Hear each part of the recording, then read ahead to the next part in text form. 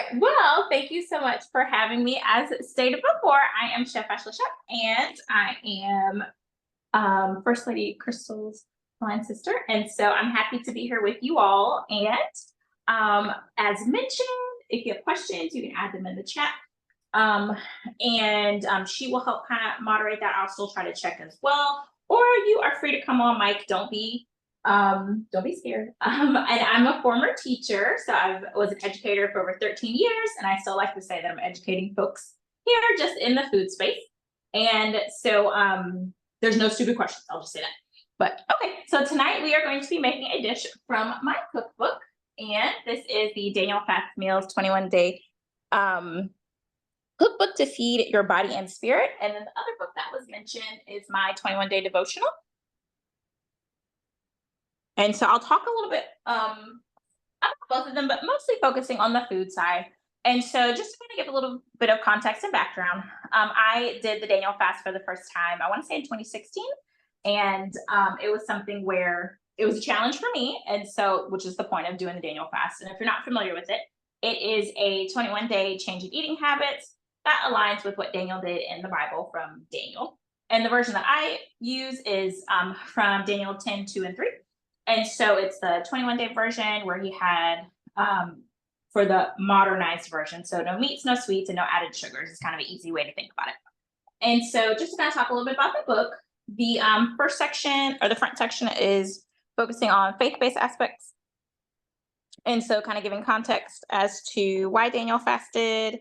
And I'll talk about my plan, prep, pray method as well.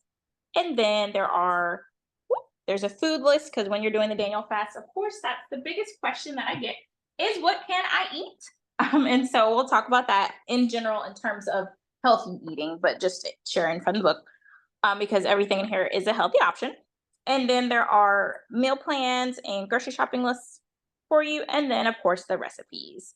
And so just kind of a flip through, there's breakfast options. And then entrees as well. And tonight we are going to be making mushroom fajitas. We are also going to be making chicken fajitas because I know you all are a mixed group. And so you want to have a couple different options. So we'll be making this for today. Before we do that, we are going to do a little tour behind me because I do have some healthy options that are here for you. And so let me grab my phone and just to kind of go over some of the concepts and some of the things that are just general healthy eating ideas.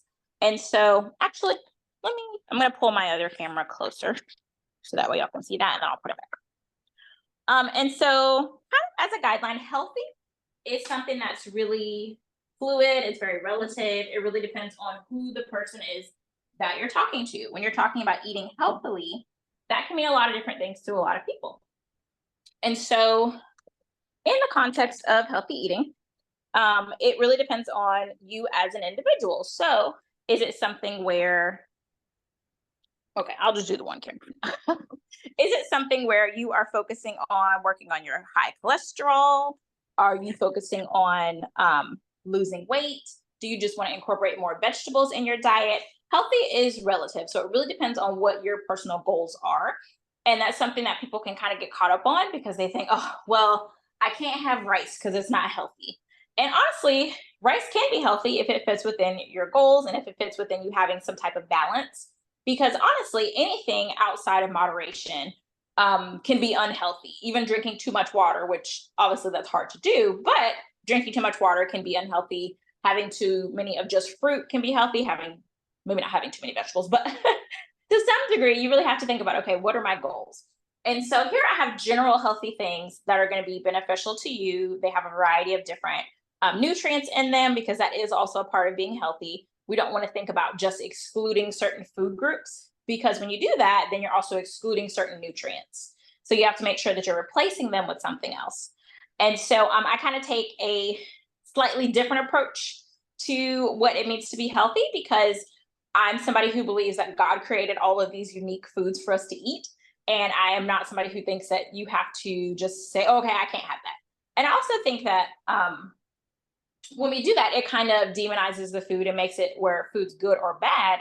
And that's not really the case.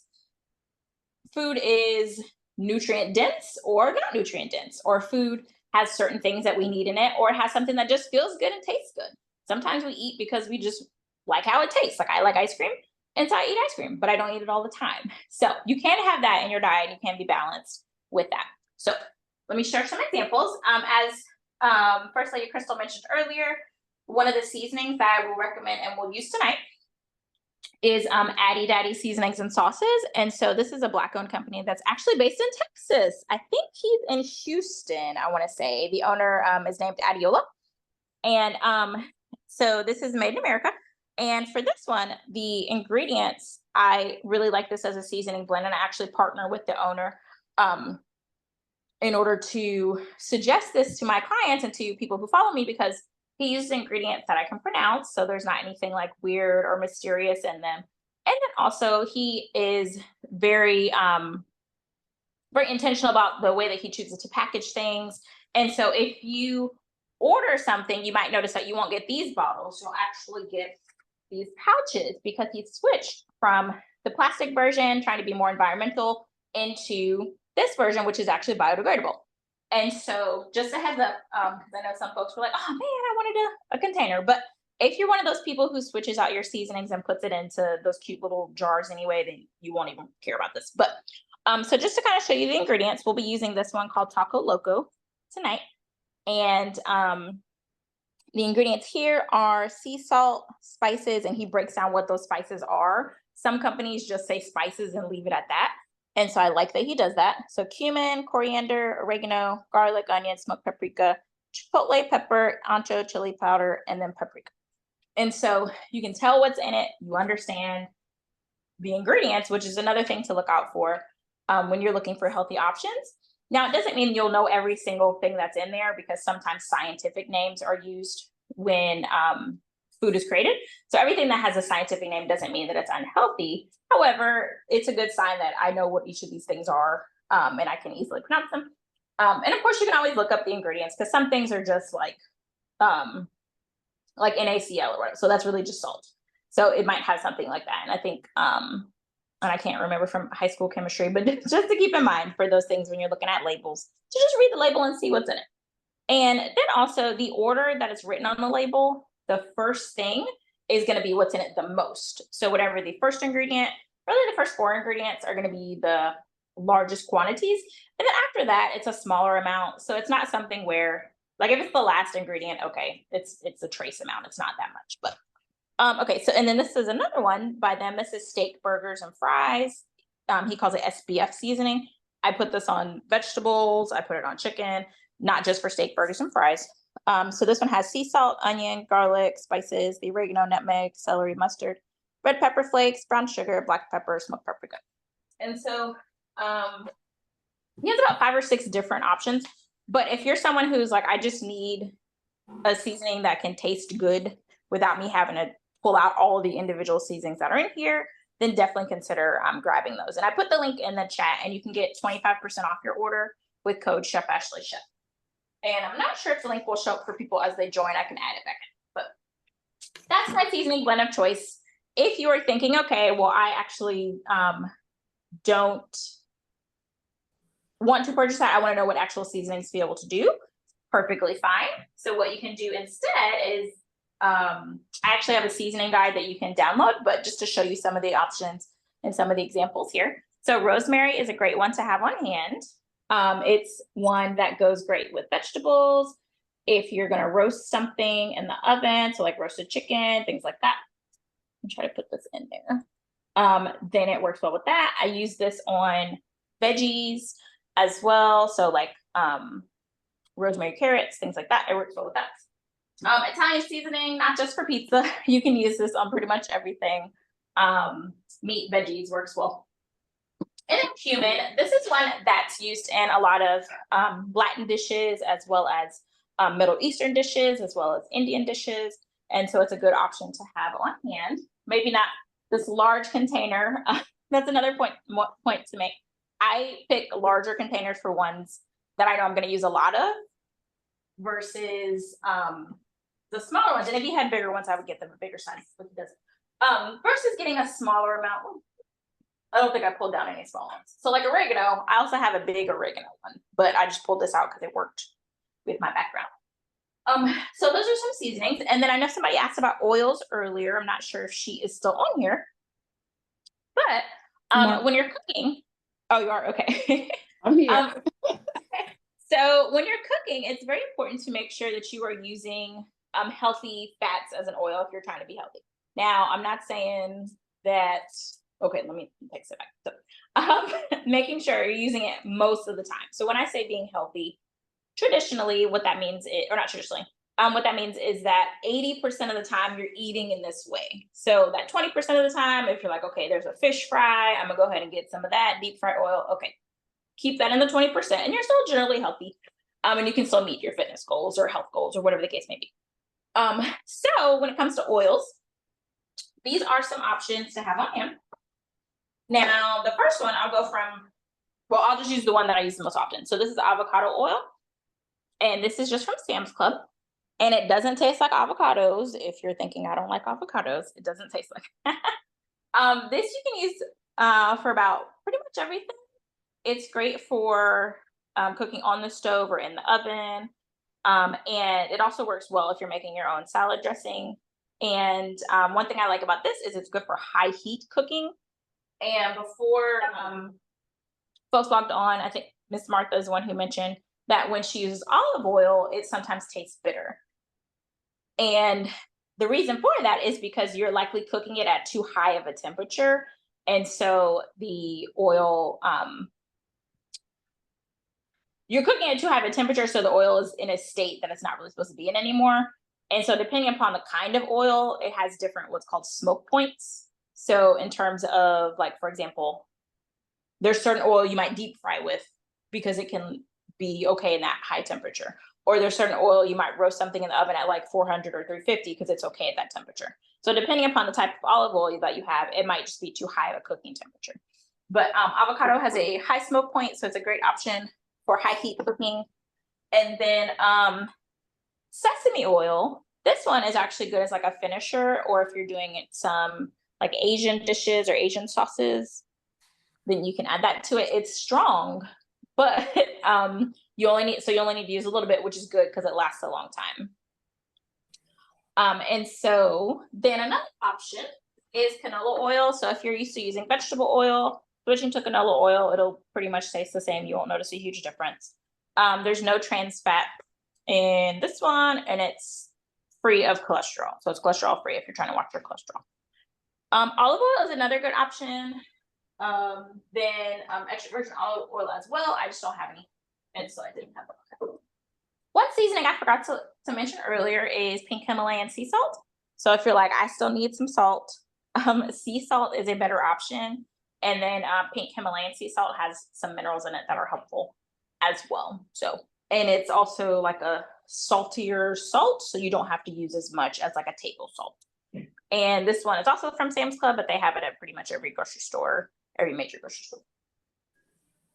And if you're just joining, you can add your questions as you have them, or if you want to come on the mic, you can, since we have it's such an intimate group. So, okay, we've talked about the seasonings. Oh, my favorite, I forgot about this one. Okay, sorry. So smoked paprika. This one is my favorite seasoning out of everything. And the reason for that is because, well, first of all, let me take a step back. Drop a one in the comment or in the chat if you have ever had deviled eggs before and you've seen the little red dots that are on the deviled eggs, or if you've ever used Lowry's before. Okay, so Crystal said yes, Michelle said yes, Kaylin said yes. Yeah, so that's just paprika, but it's regular paprika. So on deviled eggs, it really doesn't have a very strong taste. You probably haven't even really noticed it too much, but smoked paprika basically smells like a barbecue. So I wish I had smell-o-vision so y'all could smell this, but it basically smells like a barbecue in the sense of like it'll make your food taste and have another depth of flavor to it without actually having to have barbecued it. And then if you've used Lowry's before, literally Lowry's is just smoked paprika, salt, and then a few other seasonings. And not to demonize them or not to kind of like frown upon or whatever, but seasonings like Lowry's and Sazon, they generally use table salt. Um, and it kind of conditions you to look for the salt as opposed to looking for the flavor. And so when you're able to know how to season your food outside of those things, not saying you can't use those, but knowing how to season your food outside of those, you can control the level of saltiness and you can also start to taste other things you wouldn't normally have tasted before. And so I will add my seasoning guide to the chat so that way if you want to get that, I share my 12 favorite seasonings and then ideas of how to use them as well. Okay, so we've done the seasonings and then just checking for questions. Okay, so we've done the seasonings. Now I'm talking about just fruits and vegetables. So of course, fruits are good to go as long as you are not necessarily watching your sugar. My husband's diabetic as well. And so he still is able to have fruit, just watches his A1Cs and make sure it's in moderation. But also things that are in cans. So I know sometimes canned and frozen foods get a bad rap, but in all honesty, now with modern technology, a lot of times things that are either canned or frozen, they are canned or frozen at the peak of freshness. So meaning that they are, for frozen things, are flash freezing it to help preserve it so that it can travel to the places that it's going with us or going where you're located. So if it's between a canned or a frozen fruit or vegetable or nothing, I say go ahead and get the canned or frozen because it's better than not having anything. And then sometimes it's just more convenient. I'm a mom, I have 2 kids. One of them stays home with me. So I have a 15-month-old that stays home with me and I'm chasing him around all the time.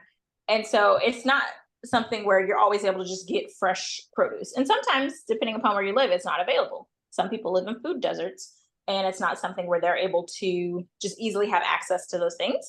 And so definitely just feel free to use those as well. And then potatoes. I know potatoes some folks have a love-hate relationship with potatoes. I love potatoes. I like to tell people that God was real creative when he created the potato because the versatility is unmatched. And it's something where there's just so many things you can do with potatoes. Now, I know some folks are like, oh, those are really starchy. Those are heavy in carbs. And moderation.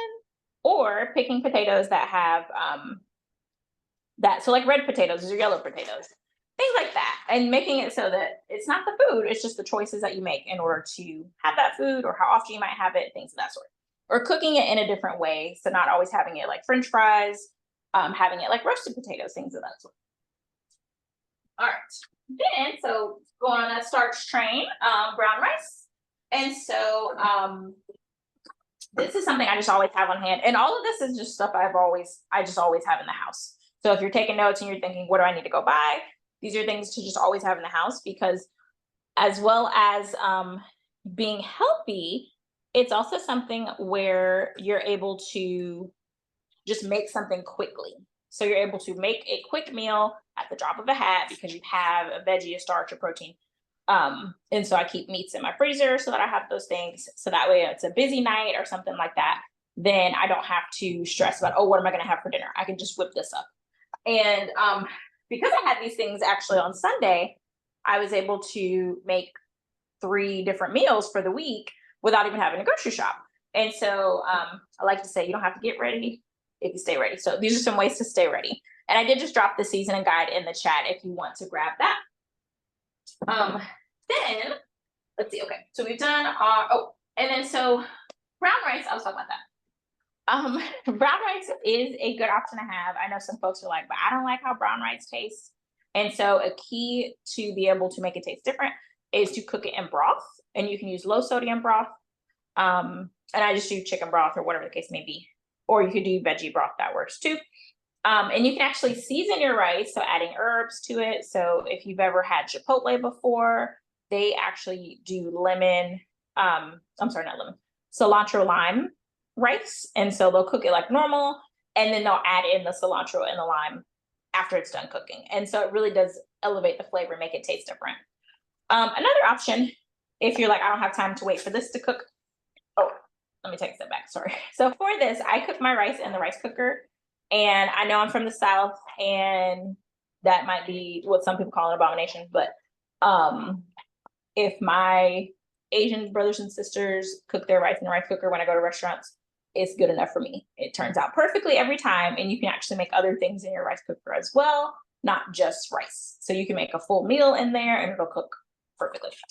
But if you're like, I don't have time for that, or I don't want to use the rice cooker, these are minute rice. So they are little brown rice cups. They are about a cup each, I think. Yeah. So it's about a cup each. And then you just peel this off, put it in the microwave for a minute, and you've got brown rice. So that's another option as well. If you are pressed for time. And then and then whole wheat pasta. So this is just penne pasta, any kind of shape. And sometimes you can feel like, okay, well, pasta's kind of boring, but getting different shapes sometimes makes it a little fun. And it helps you have helps you feel like it's not the same. It's not just spaghetti. So you might cook it like spaghetti. You're gonna do all the same things to it, but you'll just switch out the pasta. So just add some variety in there. Yeah, we're gonna head on over. Let's see, I think we got everything pretty much. Oh, and then chickpeas. So tonight I'm doing chicken and mushrooms, but if you are trying to do another option that is vegan, I heard somebody say that they're trying to eat more vegan foods. Vegan foods, chickpeas are a great option as well. They cook. You can eat them raw. Like you can put them on salads, things like that. You can roast them in the oven, and that's one of the recipes in the cookbook as well. Is to do oven roasted chickpeas. So you can season, so drain them, rinse them, and then season them like you would meat, and then put them in the oven for about 30-45 minutes. And then you have roasted chickpeas. And they are crunchy if you put them in the oven. They kind of have like a chip crunchy factor, so you can actually eat them like as a side instead of chips if you're trying to fast or just eat healthier things. Or you can eat them raw. Like I said, they will be a little softer if you do that. Okay. All right. Any questions so far about ingredients or general things to eat healthily? What you put in there? And what, the chickpeas? Yes, ma'am. So whatever you want to season your food like, that's how you would season the chickpeas. You can eat them by themselves. They don't really taste very strong. So in the cookbook, I give some suggestions. So the same seasoning I'm gonna use tonight, the taco loco. So this is just like fajita seasoning or taco seasoning. You could put this Yes, on ma'am. it. You could do Greek seasoning. You could do smoked paprika, a little bit of salt, pepper. Any way that you would cook like any meat that you have, you can do it on chickpeas. It just takes the flavor of whatever it is that you put on it. So okay. I do, so on here, so we've got a Tex-Mex option. So that's like using this. And this is really just a healthier version than those like taco seasoning packets. Like if you've ever gotten it from the store, like the McCormick, they have like the one-time use seasoning packets. You know what I'm talking about? Yeah. So this is just a healthier version of that. And then all-purpose seasoning. Oh, that's another one, the everything Addy Daddy is a good one too. Or you could do an Asian version and cook it with ginger, white pepper, and then sesame oil.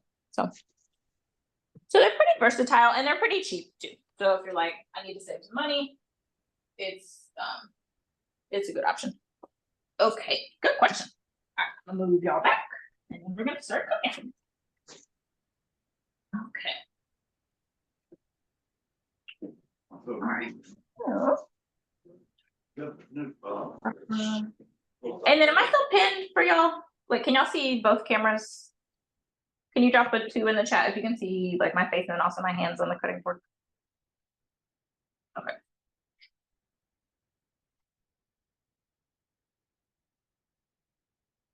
Okay, so Michelle can everybody else see both cameras? Yes, okay, perfect. All right, so like I said, I'm gonna be doing 2 different fajitas tonight, but you of course can do one or choose a different protein. Okay. There we go. So I'm gonna start with my chicken just so I can season it a little bit. So I had already pre-sliced this, and really a fajita is just a long strip. So if you've ever ordered fajitas at a restaurant, that's essentially what the word fajita means, is just a long strip. So I went ahead and did that with these. And if you're following along from the cookbook, this is on page 112. So we're making these. And oh, I didn't put that. Well, actually, I think First Lady Crystal put that in the chat. But if you'd like to order your copy, you can get it from there, or it is also available on Amazon. And you can just search Chef Special Chef. But so this is on page 112. And I'm adding chicken. So the cookbook is vegan, but because I know you all wanted some just general healthy stuff, so the chicken's not in the cookbook, but you would cook it just like other chicken, and I'll show you how. So I'm gonna take about 2 tablespoons of my Taco Loco seasoning, and then I'm gonna take about 1 to 2 tablespoons of oil, and the oil is just gonna help. And I'm using avocado oil. You can use olive oil. You can use. I would recommend those two if you're focusing on a healthier oil. So either olive oil or avocado oil. So 1 to 2 tablespoons of this. And then I'm going to stir. I'm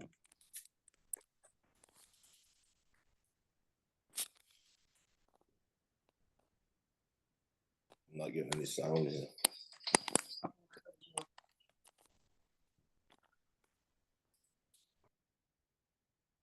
And I know I said 1 to 2 tablespoons. So obviously, I'm not measuring. So season with your heart. Season until you're satisfied.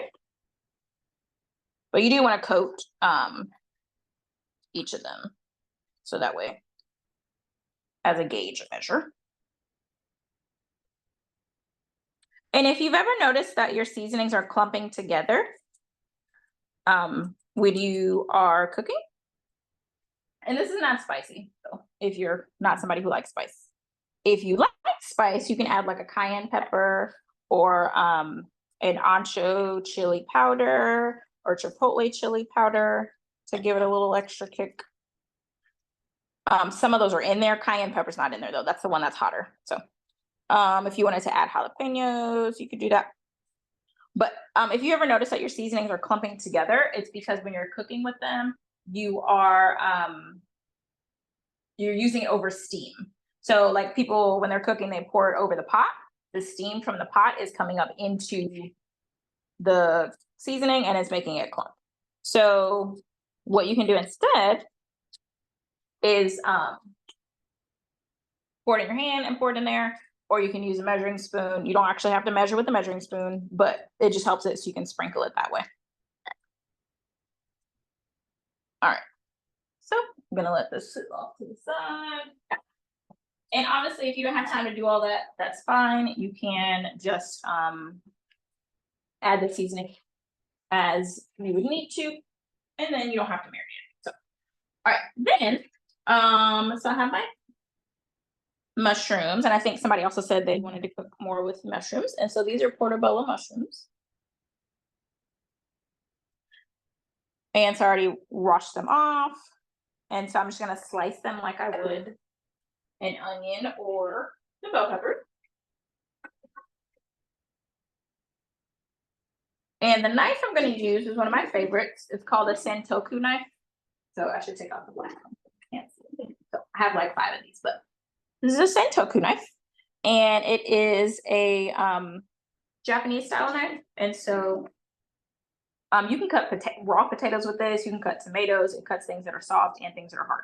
So it's my favorite, and I like it. I'm gonna take this out. The other one already had it, and you can cook this part up too. It's just the stem. Okay.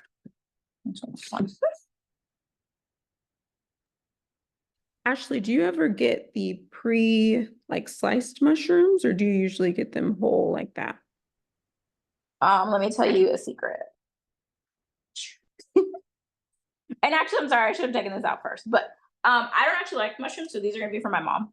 But they do have pre-sliced ones. And actually, now that you said that, I forgot I need to take this out first. So I'm gonna take these parts out. You can leave them in, but they kind of feel like a little weird. But they have pre-sliced onions and peppers you can get. And so if you're somebody who has a hard time with like cutting or chopping, those are always helpful. They'll just be a little bit more expensive than, of course, if you got the not pre-sliced one. But good question. And also slice it a little thinner. I think I'm gonna slice this one a little thinner. Try and make sure to break. Ashley, what kind of knife did you say that was? This is a Santoku knife, so Santoku, I believe is how it's spelled. I don't think it's on, but say again. I'll try and find a link and post it. Okay. So I just like it. It's essentially like a chef's knife, but just a little bigger. And when I'm holding it, if you can kind of see, when you hold your knife like this, you don't have as much control. So holding it like that gives you a little bit more use out of it. So Thank you. you're welcome. Good question. Okay. I cut a little bit of this out. And then, so I have a skillet over here and I just have it over medium heat. So if you're doing this on your stove, you could do medium, high. Fajitas are usually cooked on a really high heat to sear the meat. Since these are a little delicate, I'm not gonna do super high with these. So just do medium heat. And I'm actually gonna start the chicken first because that takes longer to cook than these do.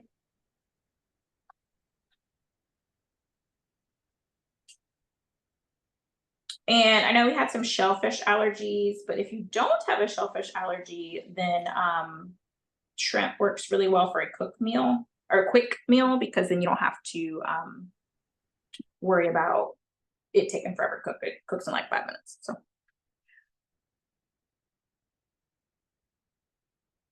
And then also one thing that people don't always do is you can actually, or you should cook your tortillas and you just kind of pop them on, I'll do them and show you, but you just kind of pop them on the skillet or on a pan. Because when they come, I mean, you can still eat them like that out of the package, but really you're supposed to cook them. So.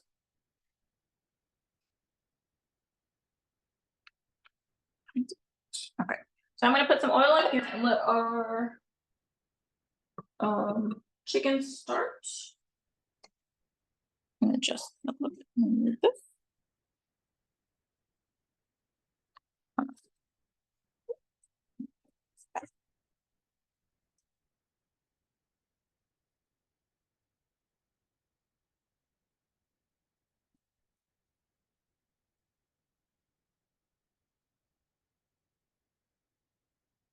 There we go.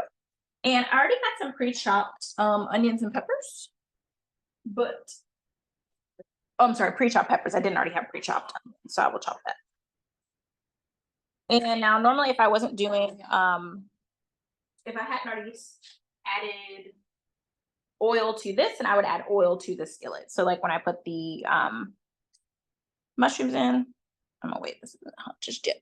When I put the mushrooms in, I'll add oil to the bottom of it so that way they can cook. I'm gonna turn that up a little bit.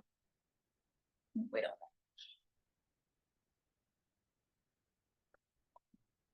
that. And you can't see, but I actually have a trash bucket. You will see those on cooking shows. And you might think, oh, it's just another dish that's dirty that I'm gonna have to clean later. But it's very helpful to be able to not have to run back and forth to the trash can. And since you're just throwing trash into it, I know some people will just use a bucket that was already dirty from the sink because you're not actually taking anything out of it. So.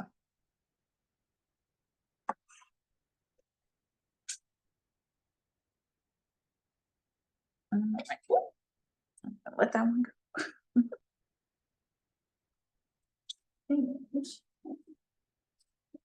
Should just use food. Okay, so a faster way is to just use a spoon, and you can kind of get this out. And so it just falls out.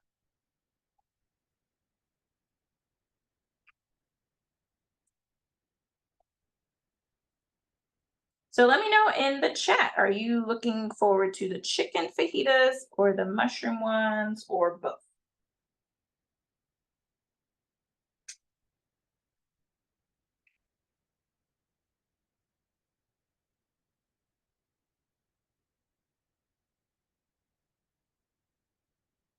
Or if you prefer, you can come on mic instead. Okay, the mushroom ones. That's right, Crystal, because are you vegan or vegetarian? I'm trying to remember. I think you're vegan. I was vegetarian. I am now pescatarian, so I eat fish. Yeah, but I was vegetarian for a while. Okay. And sorry, First Lady Crystal. We went to college together, so I'm sorry. Let me do girl. Fine.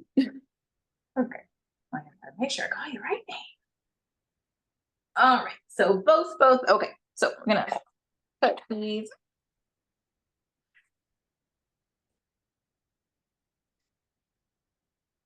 All right. I think my pan is hot. And one way to check if your pan is hot is to add some water. And if it starts to like bubble and roll around, then you know it's hot. And if you're using stainless steel, that's a good way to see if it's nonstick, because actually stainless steel can be nonstick if you heat it up to the right temperature. So I'll cut this one a little more. When you're cutting your food in general, not just with this, you want to make sure you're cut it to about the same size, because that's going to affect the cooking time. So trying to do about the same size. If it's not exactly the same size, no big deal.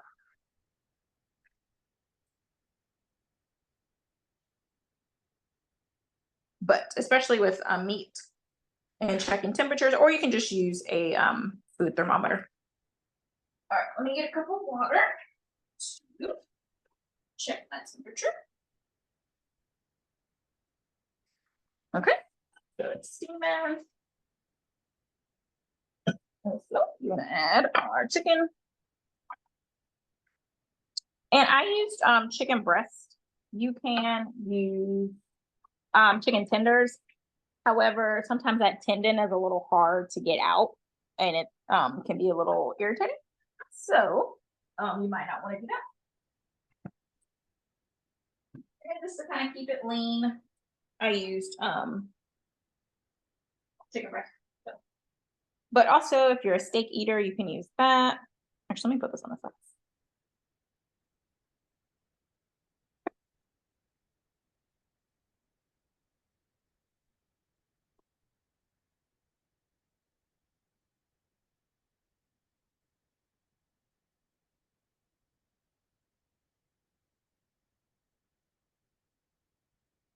And if you're cooking multiple things at the same time, you want to cook the thing that takes the longest to cook first. So if you're doing like sweet potatoes, you would want to start those first, so those might go in the oven. Or if you were doing brown rice with this, you would start your brown rice in the rice cooker, or or a pot on the stove. But one other reason I like it is because you don't have to really watch it. The rice cooker will actually just let you know when it's done, and then you can move on with your life. All right, so I'm gonna leave some space for our mushrooms. And then, so I already have pre-chopped bell peppers, so I'm gonna use those. And the color bell pepper that you use doesn't really matter. It just depends on your preference and your taste. Bell peppers are actually all the same bell peppers. So they start out as a green pepper.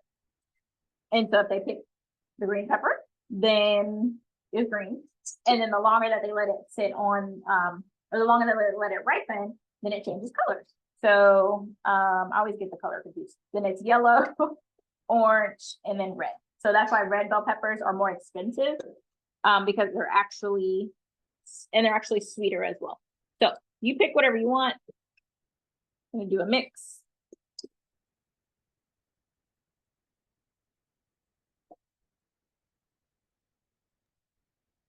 And then while that's cooking, I'm gonna do my, oh, go ahead. No, I was just gonna ask a question about prep. That's probably one of the things I find most difficult when I'm trying to meal prep is like cutting up all the vegetables and preparing, in my case, fish that I'm gonna eat. Do you have any tips for like cutting down on prep time? Like if you're meal prepping for, say, the week? Yeah. So really the biggest part of prep is planning and making sure that you have, and I should have done the onion first. Planning ahead to decide your cooking order. So I used to do meal prep for families a couple years ago, and then I stopped when I had my oldest. And so the biggest part of it is to think about your cooking order. So what needs to be cooked first, what needs to be cooked second, what's going to take longest. So for example, your starches are always going to take longer. Not say always, your starches are generally going to take longer. So start those first. Then your protein is going to be second, and then your veggies will likely be third. And when you're cooking things, consider changing the seasoning without changing the protein. So I'll say a non-fish example and a fish example, just in case other people are not pescatarian. So like, for example, ground turkey, ground beef. Now, you can do pretty much anything with ground turkey or ground beef. You can make spaghetti, you can make an Asian dish, because really it's like a blank slate. And so same thing with fish. Like if you get a nice white fish, you can season it 2 different ways, but keep the same like main fish. So maybe you're using so maybe not a really fishy tasting fish. So maybe like trout or steelhead trout or salmon. Salmon doesn't really have like a wildly strong taste. So maybe you're doing like a lemon pepper type situation, but then maybe another one is a Cajun or something like that. So that way you just have your fish, you can just do one seasoning on this side, another type of seasoning on this side, and then it's less for you to think about. And then it depends on what kind of prep that you do. So like, let's say you're somebody who likes to do those individual containers. So like meal prep, maybe like if you think about bodybuilder meal prep, they want to have everything where it's just like I can take it and heat it up so it's ready to go.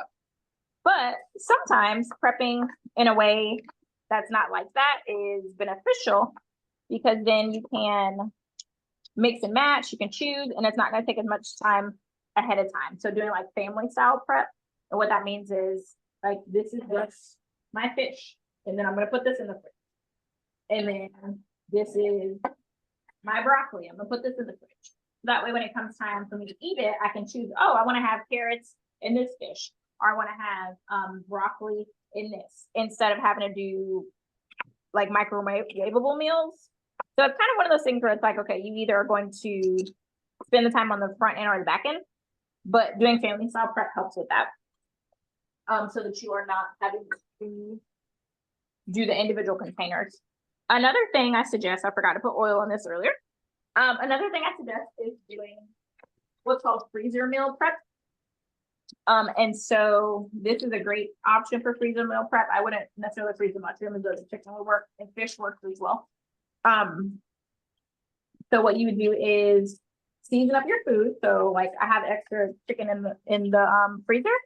I'm gonna pre-season it, and then I'm gonna vacuum seal it. And I can show you an example if you would like. Yes.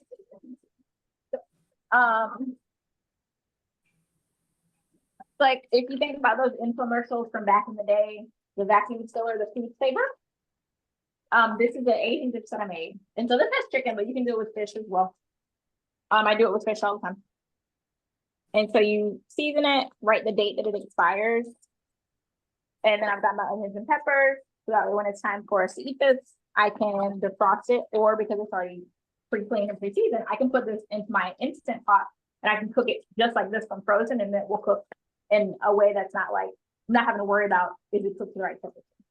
So I would show you fish, but I don't have any that deep frozen, but basically what you can do is get your fish, season it up, vacuum seal it for fish, and then if you vacuum seal it, fish can last anywhere from 6 months to a year. And then for other food, like if it's chicken or some other kind of meat, then if you just have, well, if you vacuum seal it, that can do anywhere from like 6 to 9 months. And then for things like if you just wanted to use a Ziploc bag, so a freezer safe Ziploc bag, I wouldn't do that for seafood because that's going to not work well. But for other things that are not seafood, that will last 3 months in that Ziploc bag. So those are some options. Let me know if you have questions about doing that or if that helps. Ashley, I have a question. Yeah. What is your temperature on the grill? It's What too temperature? hot. Okay. So because it's popping me. So it should have been on 350, 375. It was on 400, so I turned it down a little bit. Okay. But if you want that char for the fajitas, like how this is getting that nice color, then you want to do it a little higher. If you were doing it on the stove, do like medium high heat. Okay. What oil did you use? Which This is one? avocado oil on here. Avocado. Okay. You can use canola. Avocado is a little healthier if you're concerned about that aspect. All right. I could season these up as well with the same seasoning. And if you notice that your stuff is sticking to your pan, you can do what's called deglazing the pan. And it just means to basically add a liquid to scrape all the stuff off the bottom. And so you could do water. I could do broth. If I was cooking an Italian dish or something, I might use cooking wine. Pretty much any, within reason, any liquid. If it was a sauce like the juice from the crushed tomatoes, I could use that. Okay, so I'm cutting up my onion. Oh, there. Okay, so I'm gonna add that in. And these onions are a little bit smaller than the bell peppers, so that's why I added them after. Normally I would add them at the same time as the bell peppers. And I'm using a purple onion because that's what I have. But you could use a yellow onion, a white onion. I wouldn't use a sweet onion though, but it'll cook down, so if you do it, use what you got.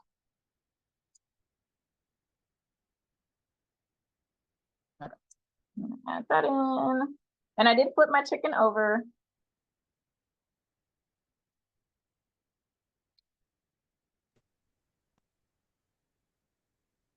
These are some good questions.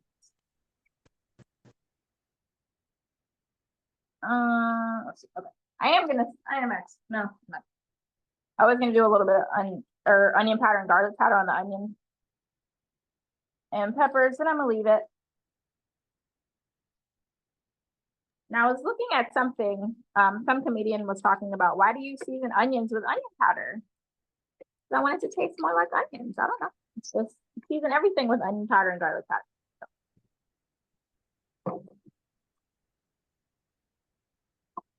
So Ashley, with your boys, how do you, so there was supposed to be a few other folks on here with little kids, but we have one expecting mother on tonight.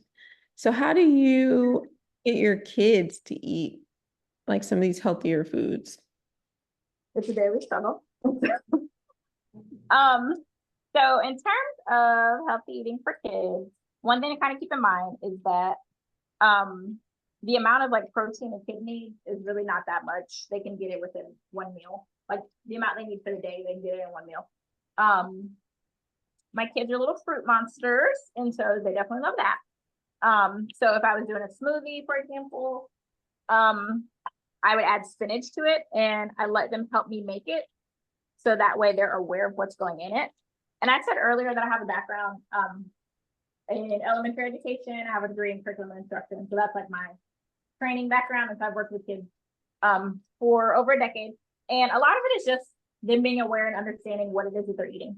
And so they might be attracted to the colors. And that's actually why I use a red onion, because it's just more colorful than a white onion. So picking things that are bright and attractive, or letting them help you in the kitchen is huge. And you might be thinking, I will lose my mind if I let them help me in the kitchen. But that doesn't mean every single time. It doesn't mean every day. It just means, okay, maybe on the weekends, like I'll make pancakes with my son, and tonight he made a pizza because we've done it before, so he knows like what to do and he's good to go. And of course I put an oven for him.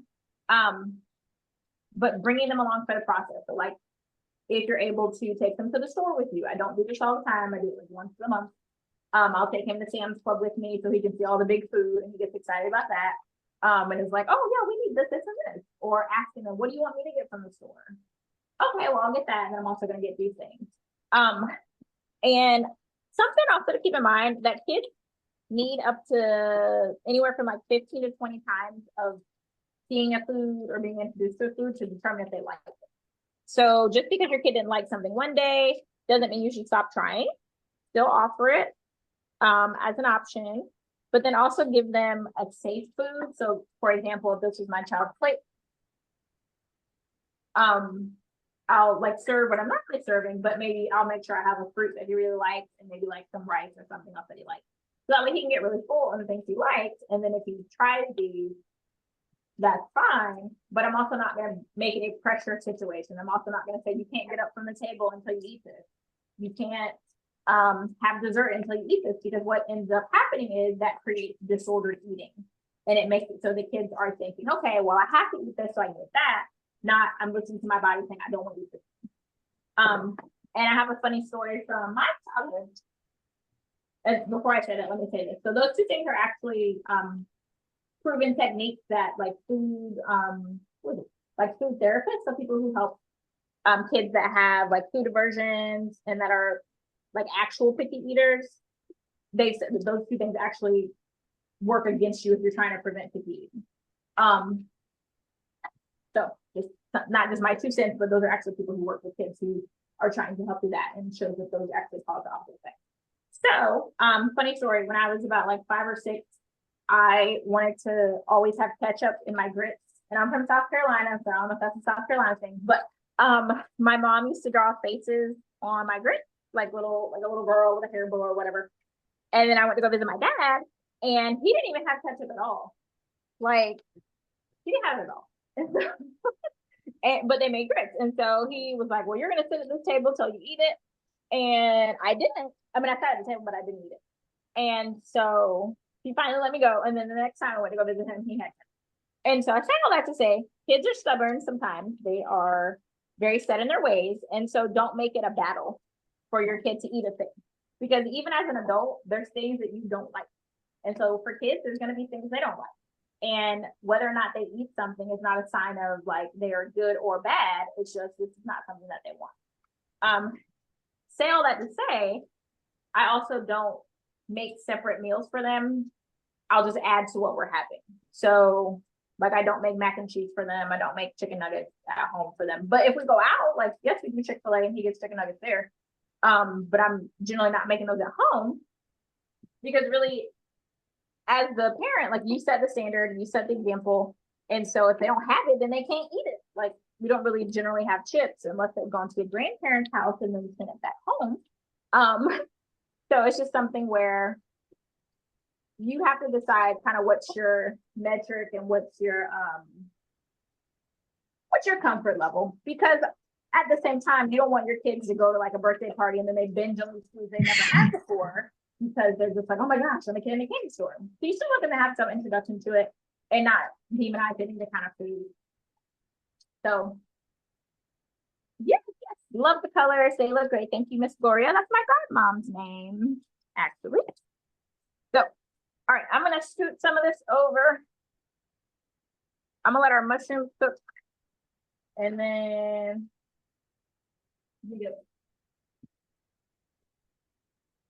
trying to time this so our chicken will be done, but I think it needs a little bit more time. And like I said earlier, you could use a food thermometer. And so they have digital ones. When you do it, pick the piece that is the biggest. So that way, if the biggest one is done, the smallest one is done. So, and put it through the largest part of the meat. Put it through the largest part of the meat. And then make sure it's not touching the bottom of the pan. Obviously, like this is done. And so for chicken, you want it to be 165 degrees for 15 seconds. For fish, you want to do 145 degrees for 15 seconds. And then beef depends on how you like your beef. And some folks like their beef to be mooing still, so.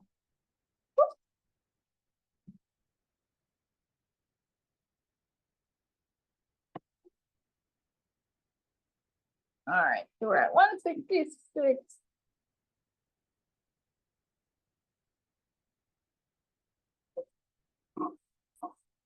Oh, I just saw this. Actually, Dr. Quinlan is also one of our sorors. I forgot to mention that. Thanks for doing that. Okay. All right, so that chicken is done.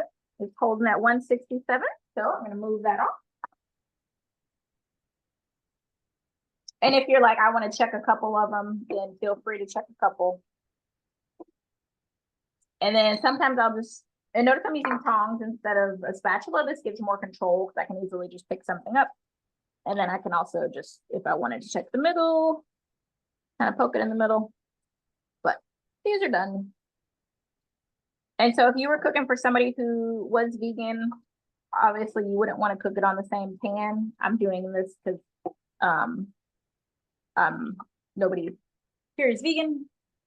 And my mom likes chicken as well because these mushroom fingers are going to her. All right, I'm gonna put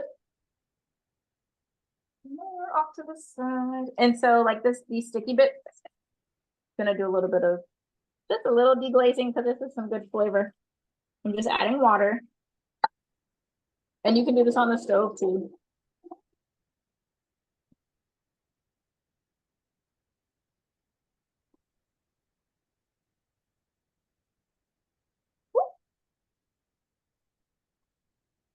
Ashley, do you ever substitute like rice for or substitute quinoa for rice in dishes that you make? Yeah, and I actually have a couple quinoa recipes in the cookbook. To me, quinoa tastes pretty similar to brown rice. I know people are like, they might not feel the same way. It has a little bit of a nutty flavor to them. But same thing, you can cook it with broth, you can cook it and add those seasonings and herbs. And, yeah, I mean, to me, it's interchangeable. And one of the good things about quinoa is that sorry, thank you. Like, we're gonna put this. One of the good things about quinoa is that it's actually not a grain, it's a seed. So if you are trying to watch your like starches, it's a seed and not a grain, and it's very high in protein. So it's a good option. And I'll show you some of the quinoa recipes in the cookbook. In just a moment, I want to get these mushrooms going. And you could cook these a little longer. I just took them off because I need more space. So I'm gonna leave y'all because y'all were in the chicken. Y'all get to stay. Leave those friends. But yeah, these are just look so good. And I could have added onion powder and garlic powder, or I could have added some of that addy daddy to it. As well.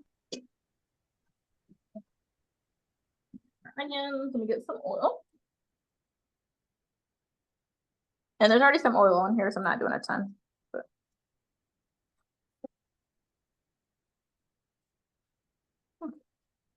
Mushroom.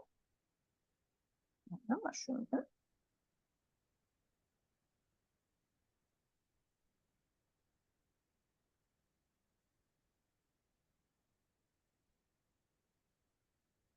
And so this I'm gonna season on the pan instead of seasoning it beforehand.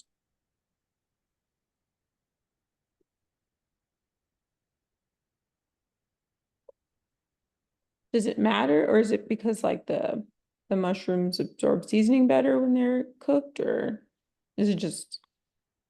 I mean, you can do it either way. You don't have to. I don't really spend a ton of time marinating things, obviously with 2 little children. But sometimes seasonings can burn, and so I want them to cook a little bit before I add the seasonings to it. Or they can get a little clumpy, and so I'm just gonna wait to do it. And actually, let me plug my computer in right quick.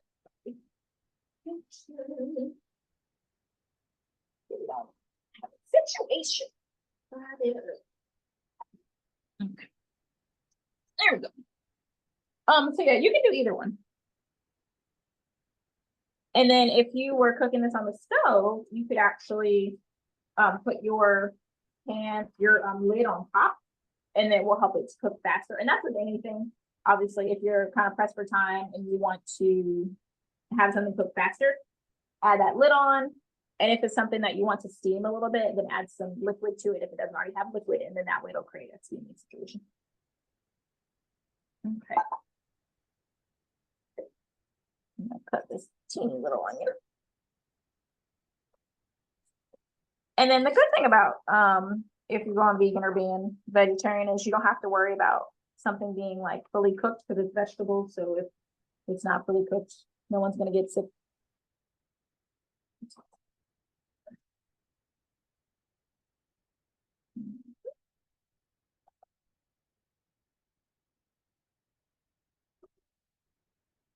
Oh.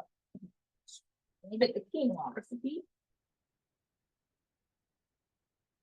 Oh, and I didn't show you all the chicken, my bad. All right, so here's our chicken, our fajitas. And if you're doing shrimp, you would just do about 2 to 3 minutes on each side. And you could pre-season it ahead of time. And then if you're doing fish, I would probably bake it. Well, it depends on what side of fish. If you're doing like a big slab of fish and you haven't cut it, I like to buy my fish pre-cut. I'm sorry, yeah, before they cut it. So that way I can just season the whole thing and then it's easier to cut and you don't have to deal with trying to take the skin off. Even though the skin has a lot of nutrients in it. But some people don't like fish skin. And so I like to buy it with just the fillet, the whole slab, like the side of the fish, and then season it up and then bake it for about 12 to 15 minutes, depending on what kind of fish it is. And then you would, of course, before you do that, you would season it with your oil, whatever seasoning of choice. Any of these work, or if you don't have these, you could do smoked paprika, onion powder, garlic powder, rosemary is nice on there, thyme, basil, a little bit of each of those. And then when you take it out, then you can kind of chop it up and add it to like a fish taco situation. So let me get the tortillas as well.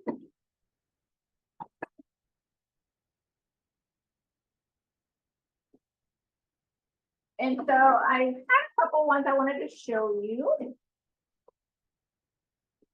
Obviously, you don't need to buy 3 kinds of tortillas, but since I have these, because we use tortillas for a lot of different things, wanted to show you. So, and I really should have done these first so they could be on the side, but these are low carb and high fiber, and they're spinach. And so these have 10 grams of fiber. There's 70 calories per serving, and then just 4 grams of carbs. And so this is an option. And then 4 grams of protein too, actually. So these are just whole wheat ones. And I told you earlier about warming it. It does actually have warming instructions on the back.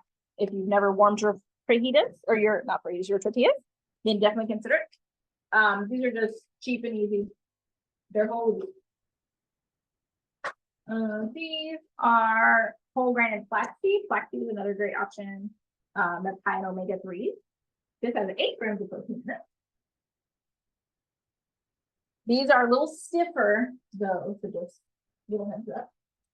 And then if you're like, I'm not doing any of that, then these are just plain regular tortillas. And they're from the Mission brand, and so I toss them back to leave it from them. So there's lots of options for tortillas. I'm gonna put these over. Actually, you can stay with them, but you're not. And I'm gonna add a little bit of water. And I like this skillet. The only thing is once it gets to that temperature, then it turns off a little bit so that it doesn't get too high. We want it a little high. You get that steam going.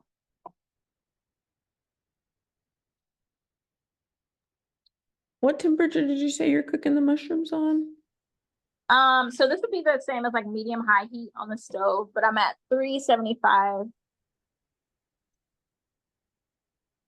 Okay. Add some If you're using olive oil, I remember you said earlier that sometimes you can cook it at too high of a temperature and that causes problems. What temperature should you cook olive? Yeah. So I wouldn't do more than 350, but it depends on what kind of olive oil. And I'm doing what I told you on that to do. Hold on. Sorry. Just put it over the pan with the plum. So there's extra virgin olive oil and then olive oil, and I always get them confused as to which one has the higher smoke point. But one of them I want to say it's regular olive oil has a higher smoke point, but most people end up buying the extra virgin olive oil.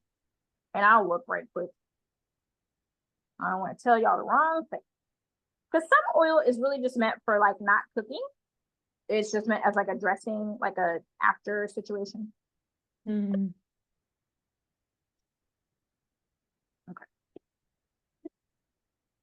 It's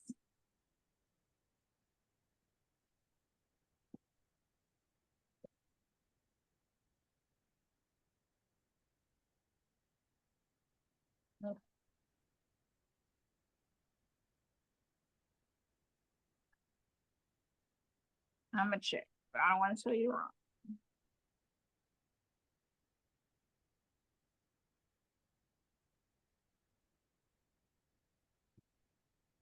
And actually, on the back of the bottle, it sometimes tells you as well. Okay, sorry, I had it backwards. Okay, so extra virgin olive oil has the highest smoke point of between 350 to 430. And then regular olive oil is, wait, no, okay. So it also depends if it's refined or unrefined. So just no higher than 400, let's just say that. Because it depends on what kind of oil that you have. I'm sorry to go off. Okay. All right, I'm gonna move this over. All right, gotta flip our chicken.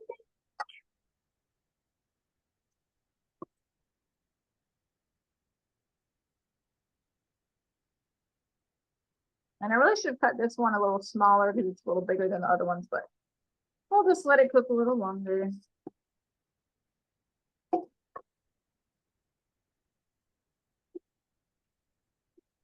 Another thing you asked about for the picky eating for kids or helping your kids eat the food that you make, giving them some choices is always big. Kids are very big about choices because if you think about the majority of their day, they're not really able to make a ton of choices. A lot of things are already decided for them. And so instead of saying, do you want this for dinner? You might say, okay, these are the two options. Do you want this or this? You're not giving a third choice. It's just, do you want fajitas for dinner or chicken and rice? Asian chicken and rice. And then that way, they still get to make a choice, but you've already made the choice because you've already said, I'm only making one of these two things. And then that's it. Now that doesn't mean you're never going to have a situation where they're falling all on the floor. Because obviously, you know, that happens. But at the end of the day, you've made the choice. It's okay. I've given you something you can eat. You have some safe foods on your plate that I know that you like. Not a little bit more water. And then try to make it a no, like a, not a punitive thing. So not like a, you didn't eat this, so now you can't do that. So, okay. And I'm actually gonna do these for the tortillas on my cooktop. Because I have a griddle in the middle of my stove and y'all can still see it. But with the fajitas, if they don't come with the instructions, you can add, normally I would say you can add butter. You don't have to add butter. But that might say that on the package. But basically, you're just going to move the book. You don't set the house ablaze. You're just gonna put them on there and then flip them after a few minutes. And so I'll keep an eye on it. I don't usually time it, but just like 1 to 2 minutes. I'm gonna let it get hot first. Okay. Ashley, we've got about 7 to 10 minutes left before we're gonna end Thanksgiving. Okay, thank you. Over here talking. Thank you for my attention. Okay, our mushrooms might not be done then, or they might just be finishing, but I'll be able to plate some of the other things. So. Yeah, so if you have any questions that you want to ask, if the time is almost up, feel free to ask. I'm gonna push this off to the side. Is anyone cooking alongside Ashley? Brave enough to show us their meal? Right, no judgment. So Ashley, the mushroom's supposed to be particular firmness or brown, or what are you trying to do with the mushrooms? So these are still a little firm. Really, I want them to look like sauteed mushrooms. So Oh, that's okay. just a personal preference. But if you wanted to eat them like this, you could. So it depends on if you like it firm or if you want it softer. Typically, I would want it to kind of look like these, so kind of like the sauteed mushrooms, sauteed onions. But these Okay. could be eaten like this because, like I said, it's not a meat, so it's not something that if you didn't cook it long enough, like you're not gonna get salmonella or anything like that. So, but I mean, yeah, these are good to go if you like that firmness.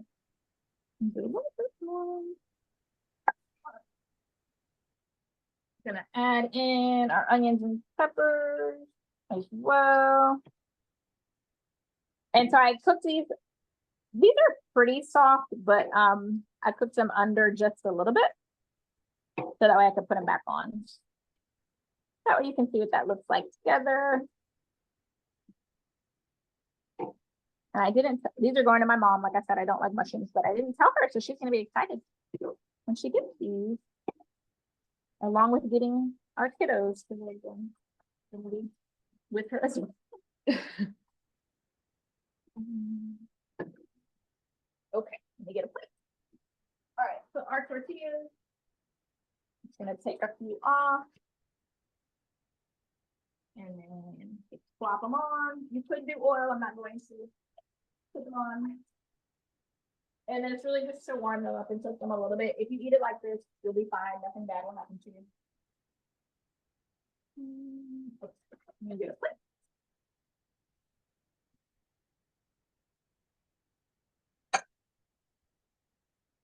Okay.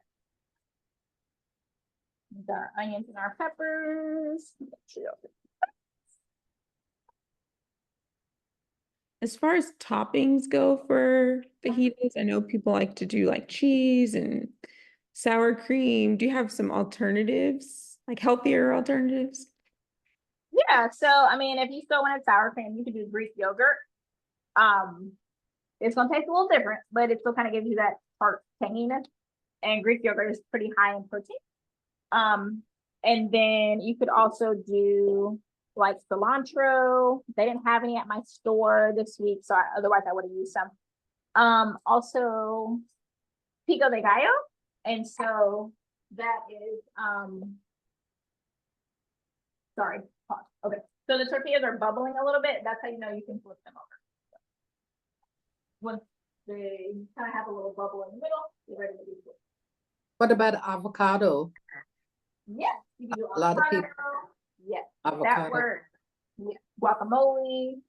Yes. And I do have a recipe for both of those, for guacamole and pico de gallo in the cookbook as well, and the seasonings and sauces section. So definitely love guacamole. And this one just includes avocado, jalapeno, red onion, a little bit of sea salt, cilantro, and some lime juice. And then pico de gallo it means peck of the gusto, but basically it's like a mild salsa almost. So salsa is a great option as well. Because it really just includes tomatoes. Actually no, let me keep it. It just includes tomatoes and sometimes lime juice as well. And onions. So salsa is a really healthy option if you are looking to have something to top your fajitas with. And so taking those out. And if you didn't want to do a tortilla, you could have this over rice. You could have it just like this. You could add some quinoa, like First Lady Crystal asked it up earlier. That's an option. You don't have to do the tortillas. And so I'm gonna stuff mine.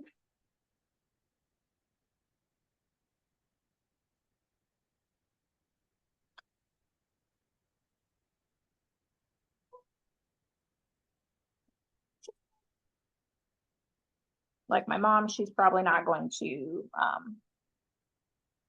she's not gonna have her tortilla. She's just gonna eat it just like that. Yeah, I've seen the like bowls are very popular, you know, like grain bowls or quinoa bowls or veggie bowls. Mhm. Yes, they definitely are. And so there are. And like we said, so I could do some Greek yogurt on here, lettuce works well, and adds a nice crunch cheese, things like that.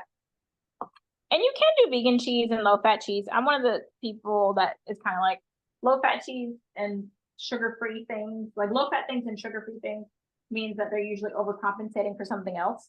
So if they're taking the sugar out, they're probably adding something else that's like, this is a chemical, or they are adding something to replace that same taste. So if you sprinkle a little cheese on here, it's still part of a healthy diet, includes calcium, things like that. But I know some folks are lactose intolerant, so they do have vegan cheese. Daya is a good vegan cheese brand as well. So just gonna rotate these. And I'm gonna get some salsa. How are we looking on time? I think we're almost Yeah, okay, right at time. All right, so we made it. Okay. Are there any other questions I can answer for you? I'm gonna get some salsa and then top this on. Thought I had it out earlier. Sorry about that. Oh no, you're good. This was great. I'm definitely gonna try the mushroom version of this recipe. And I love cheese too, so I'll probably be sprinkling a little bit of cheese on mine. But I do want to try the Greek yogurt substitute for sour cream. Now it's gonna taste different. It's not gonna taste like sour cream, but Yeah. it will be the essence of sour cream. You can't do the low fat sour cream. Well, it is low fat, isn't it? No, it's usually not low fat. The low fat version. Yeah, it just, I'm just like, the thing is about not having certain things is that you still kind of want the thing. So like if people are like, oh, well, instead of having a bowl of ice cream, I had a banana. I'm still gonna want the ice cream. Like at the end of the day, when you try to substitute certain things, sometimes you are still sometimes gonna end up wanting that thing, and it can lead to eating more because you didn't really satiate that desire. And so I just say, if you want the cheese, if you want the dollop of sour cream, it's not gonna throw your whole day off. You're not eating it all the time. You're not eating that cheese all the time. Just make it a part of your overall balance. All right. Well, thank you so much, Ashley. This was great. I hope you all learned some tips and tricks to maybe incorporate some healthier eating habits. And yeah, if you guys have any final questions, ask now. And otherwise, we'll go ahead and let Ashley enjoy the rest of her night to get to her babies. Oh, they're on dad duty, so I'm good. Okay. But if you are interested in getting more healthy recipes and different options, of course, you can check out my Daniel Fast Meals Cookbook.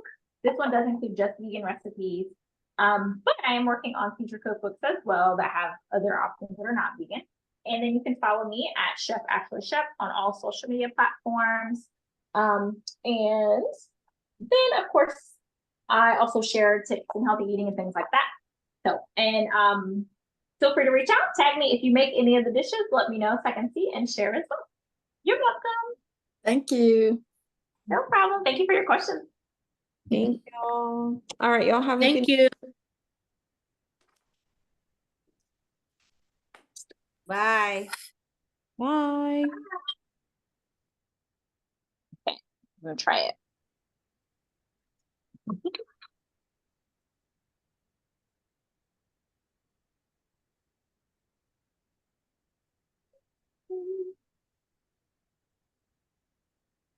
Delicious. Yeah. Sorry to be the only one eating, but Yeah. yes, Very good. All right, Ashley, thank you so much. This was great. Really appreciate it. thank you for having me. Of course. Yeah, we'll definitely do this. I'm hoping to do it maybe like once a year. So we'll definitely be in touch. All right, you have a good night. I'm going to log us out. Thank you all. Have a good one. Good night, Patrick.